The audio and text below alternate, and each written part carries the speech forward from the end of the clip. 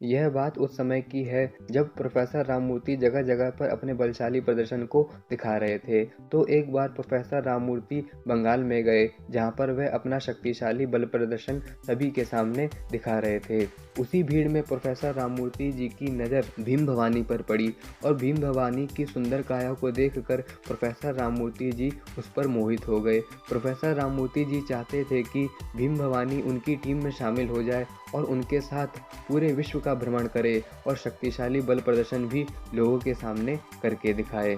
तो अंत में प्रोफेसर राममूर्ति जी ने भीम भवानी को अपने साथ चलने के लिए कहा। भीम भवानी चलने के लिए तैयार हो गए और फिर उसके बाद भीम भवानी और प्रोफेसर राममूर्ति जी मिलकर दोनों ने विदेशों का भ्रमण किया। दक्षिणी पूर्वी एशिया, रंगून गए और वहाँ पर वह उसके बाद वह सिंगापुर गए और जावा में भी गए, जहाँ पर उन्होंने हर स्थान पर अपने शक्तिशाली बल प्रदर्शन को करके दिखाया। यहाँ पर बात यह आती है कि क्या राममूर्ति जी जितने शक्तिशाली थे उतने ही शक्तिशाली भीम भवानी भी थे?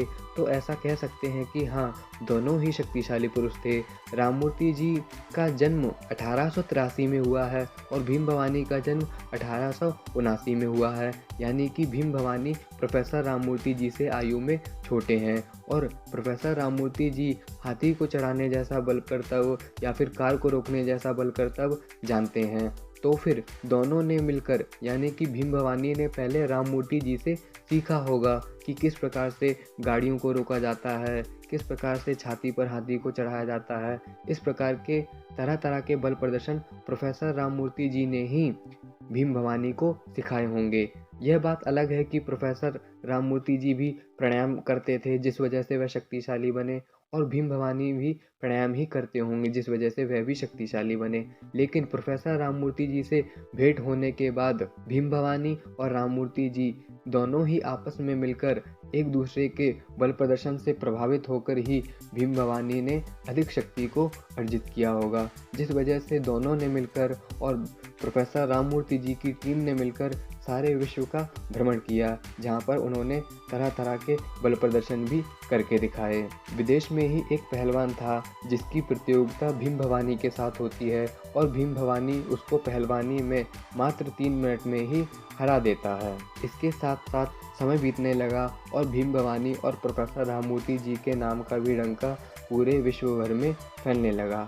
न जाने किस कारण से भीम भवानी प्रोफेसर राममूर्ति जी से अलग हो गए। प्रोफेसर राममूर्ति जी की सर्कस कंपनी जो थी वह अलग थी, जिसके माध्यम से वह पूरे विश्व का भ्रमण करते थे। लेकिन कुछ समय के बाद भीम भवानी ने राममूर्ति जी के सर्कस को छोड़ दिया और छोड़ने के बाद वह पुनः अपने देश यानी कि कलकत्ता में आ गए।